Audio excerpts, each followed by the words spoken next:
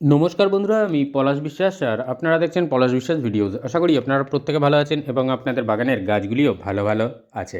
বন্ধুরা, থাম্বনেল আর টাইটেল দেখে কিছুটা বুঝতে পেরে গেছেন যে আজকে কোন বিষয় নিয়ে আলোচনা হতে চলেছে। হ্যাঁ বন্ধুরা, আজকের যে তরল ঘরোয়া উপাদান দিয়ে যে জৈব তরল সারটা দেওয়া দেখাবো সমস্ত গাছে, তাতে গাছের বৃদ্ধি হবে, গাছে ফুলের সংখ্যা বাড়বে এবং তার পাশাপাশি আপনার গাছের ফুলের আকার বা বৃদ্ধি পাবে এবং রং ফুটবে, মানে রং হবে দুর্দান্ত।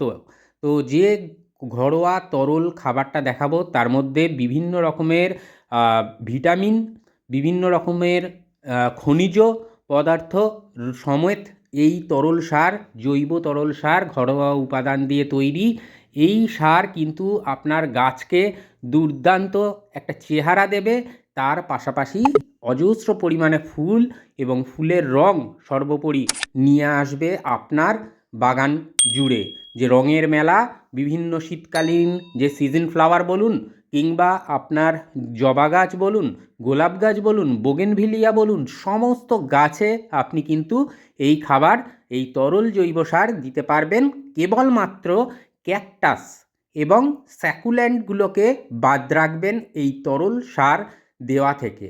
তো আজকের যে প্রজাতির গাছগুলো বললাম ওগুলোকে বাদ রেখে বাদবাকি সমস্ত গাছে আপনারা কিন্তু এই ঘরোয়া জৈব তরল দিতে পারবেন। কতদিনের ব্যবধানে দেবেন, কিভাবে এই জৈব তরল বানাবেন, সমস্তটা কিন্তু আজকে স্টেপ বাই স্টেপ দেখাবো। প্রতিদিন সন্ধ্যে 6টায় বাগান সংক্রান্ত ভিডিও আমার চ্যানেলে পেয়ে যাবেন। তো বন্ধুরা, যারা এখনও সাবস্ক্রাইব করেননি, অনুরোধ করব যে সাবস্ক্রাইব করে রাখুন চ্যানেলটিকে এবং পাশে থাকা বেল আইকনটা প্রেস করে অল করে রাখুন। তাহলে আমি যখনই ভিডিও দেব তার নোটিফিকেশান আপনার মোবাইল, কম্পিউটার অথবা টিভি স্ক্রিনে পৌঁছে যাবেন। গাছের পাতা চকচকে সবুজ হবে এবং একটাও হলুদ পাতা বা হলুদ কুঁড়ি থাকবে না, কুঁড়ি ঝরে যাওয়া বন্ধ হয়ে যাবে।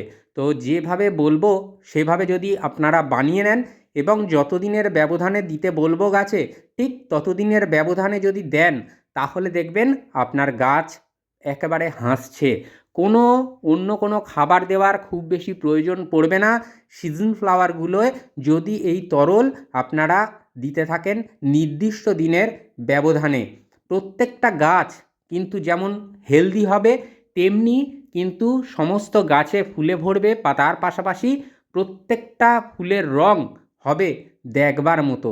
তো বন্ধুরা, আপনারা যারা শেয়ার করেন চ্যানেলের ভিডিওটিকে, তাদের কাছে অনুরোধ করব সমস্ত বাগানিদের উদ্দেশ্যে এই শেয়ার করে দিন। আজকের ভিডিওটা ভীষণ গুরুত্বপূর্ণ এবং ভীষণ উপকারী একটি পরিচর্যা আজকের কিন্তু আমি দেখাতে চলেছি। অনেকের গাছে হয় কি, যে বৃদ্ধি হচ্ছে না, পাতা হলুদ হয়ে যাচ্ছে, কুঁড়ি হলুদ হয়ে ঝরে পড়ে যাচ্ছে, কিচ্ছু থাকবে না, শুধু এই তরল যেটা দেখছেন এই তরল যদি আপনারা দেন। কতটা পরিমাণে দিতে হবে? যদি 6 ইঞ্চির টব হয় তাহলে 100 থেকে 150 ml পরিমাণে দেবেন। যদি 8 ইঞ্চির টব হয় তাহলে 200 ml পরিমাণে দেবেন।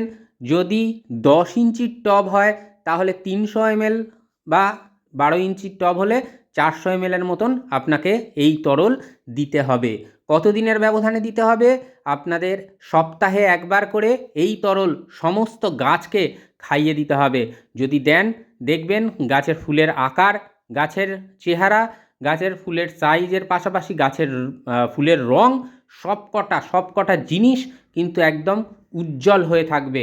তো এই যে তরল দেওয়া দেখাচ্ছি, বানানোটা দেখাবো, কিভাবে বানাবেন, তো তার মধ্যে কি কি পুষ্টিগুণ রয়েছে সেই তরলের মধ্যে সমস্তটা কিন্তু আমি বলে দেব। প্রত্যেকটা গাছে দেখুন ফুল ভারেতে ঝরে গেছে, মানে হেলে গেছে, ভেঙে গেছে, নুইয়ে গেছে, কুয়াশা পড়েছে, শিশির পড়েছে। তো যাই হোক, সব গাছে কিন্তু প্রদান করা যাবে। দেখুন আমার এটা সিন্ডিয়ার মিডিয়া বা মাটির মিডিয়া সবেতেই রয়েছে এই জারবেরা। তো জারবেরাতেও কিন্তু আমি দিচ্ছি, ক্যাপসিকামে দিচ্ছি, লঙ্কায় দিচ্ছি, সমস্ত গাছে কিন্তু আমি এই তরল প্রদান করে থাকি। তো আজকের আপনাদের সামনে নিয়ে আসলাম কারণ যাতে আপনারাও সহজে বাগান করতে পারেন, সুন্দরভাবে বাগান করতে পারেন। দেখুন ডালিয়া গাছগুলোতেও দিচ্ছি, কুঁড়ি চলে এসছে ডালিয়াগুলোয়। তো এই মতো অবস্থায় আমি কিন্তু এই তরল সার দিয়ে যাব। তো যেটা বলার, অনেকে ভাবেন যে বাগান বিলাসে তরল সার দেওয়া ঠিকঠাক হবে কি না আমি বলবো আজকের এই তরল আপনারা সমস্ত গাছে দিন। দেখুন পিটুনিয়া গাছগুলো দেখুন চেহারা, সমস্ত গাছ আমার বাগানের সমস্ত গাছকে কিন্তু আমি এই তরল খাইয়ে থাকি। তো আশা করি আপনারাও যদি এই তরল সমস্ত বাগানের গাছগুলোকে দিতে থাকেন, আপনাদের ফুলগুলো, আপনাদের বাগানের সমস্ত গাছগুলো খুব খুব ভালো থাকবে। তো যেটা আমি করি, যতটুকু আমি জানি, আমার বাগানে যে পরিচর্যা করি সবটাই কিন্তু আপনাদের সামনে তুলে ধরি, আর অবশ্যই দেখাতেও থাকি যে কিভাবে পরিচর্যা করতে হবে। দেখুন গোলাপ গাছগুলোকেও কিন্তু আমি এই তরল খাওয়াবো, কারণ প্রত্যেকটাতে বার্ড এসে গেছে এবং বেশ কিছু ফুলও ফুটেছে সমস্ত গাছে। তো ছবিও দিই, তার সাথে ভিডিওতেও আপনাদেরকে দেখিয়ে থাকি। তো আপনারা এইভাবে করুন কেয়ার, আমি বলছি ম্যাজিকের মতো রেজাল্ট ঘটবে। কেন না, তার যে খাবারটা দেওয়া দেখাচ্ছি সেটা দেখুন, এটা হচ্ছে শাক, লাল শাক। তো আপনারা যে কোনো শাক ব্যবহার করতে পারেন। আমি লাল শাকটা আজকের পেয়েছি, বাড়িতে এনেছি, তো সেই কারণে এই যে শাক, এই শাক ভিজিয়ে রাখার পরে মানে কেটে নিলেন, কেটে নিয়ে ভিজিয়ে রাখার পরে এর থেকে মানে ধুয়ে নিলে যে তরল নির্যাসটা বেরোবে সেটাই আপনাদের বাগানের গাছে কাজে লাগবে। আর শুধু লাল শাক নয়, আরও কিছু কিন্তু আছে এর সাথে মিশানো, তো সেগুলোও দেখাবো, সেই উপাদানগুলোও দেখবেন। স্কিপ করে এখান থেকে বেরিয়ে গেলে কিন্তু সহজে শিখতে পারবে না। 10টা মিনিট টাইম বন্ধুরা ব্যয় করুন না।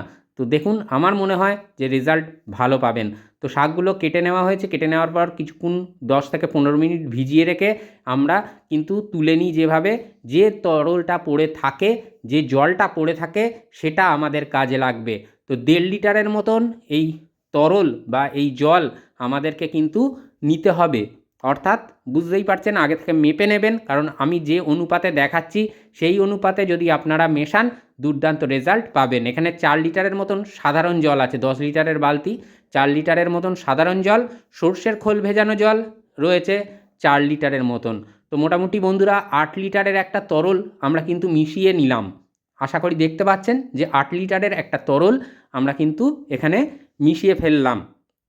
তার সাথে এই 1.5 লিটার যে লাল জল, মানে লাল জলটা দেখছেন, এই শাক ধোয়ার যে জল সেটাকে মিশিয়ে দেব।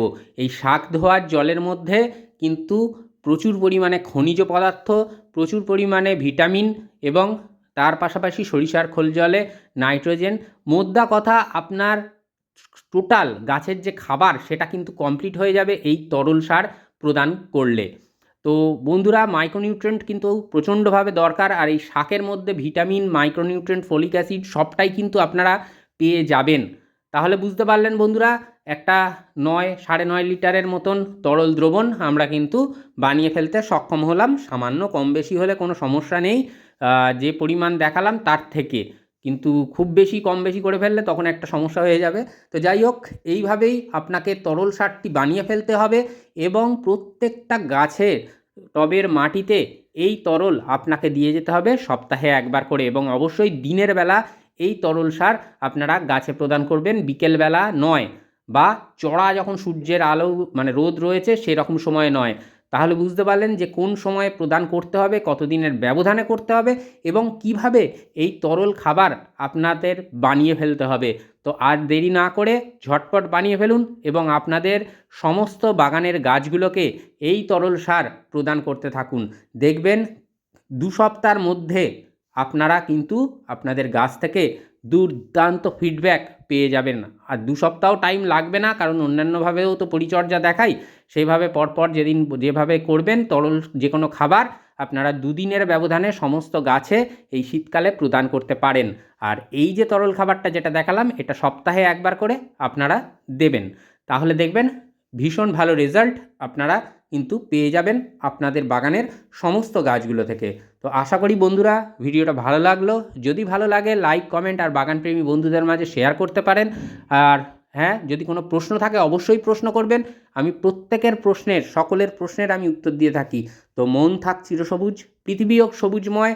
আর আরেকটা কথা যেতে যেতে বলবো বন্ধুরা, আমাদের কথা তো ভেবে অবশ্যই আমাদের ভবিষ্যৎ প্রজন্মের কথা ভেবে আমাদের প্রত্যেককে কিন্তু বাগান করতে হবে। চারিদিকে অক্সিজেনের যে হাহাকার, তার থেকে কিন্তু এই বাগানই আমাদের মানে অক্সিজেনের যোগানটা করে দিতে পারে। পাশাপাশি মন ভালো রাখার কিন্তু একদম খাঁটি ওষুধ আমাদের এই বাগান। তাই প্রত্যেককে বলবো বাগান করুন, যার যতটুকু জায়গা আছে বাগান করুন। আমার সীমিত জায়গার মধ্যে আমি বাগান করে থাকি, তো আশা করি আপনারাও পারবেন, অবশ্যই পারবেন। মন থাক চিরসবুজ, পৃথিবী হোক সবুজময়, এই বলে আজকে এখানেই সমাপ্ত করছি। আবার আসছি আগামীকাল ঠিক সন্ধ্যে 6টায়। খুব ভালো থাকবেন সকলে বন্ধুরা। হ্যাপি গার্ডেনিং, নমস্কার।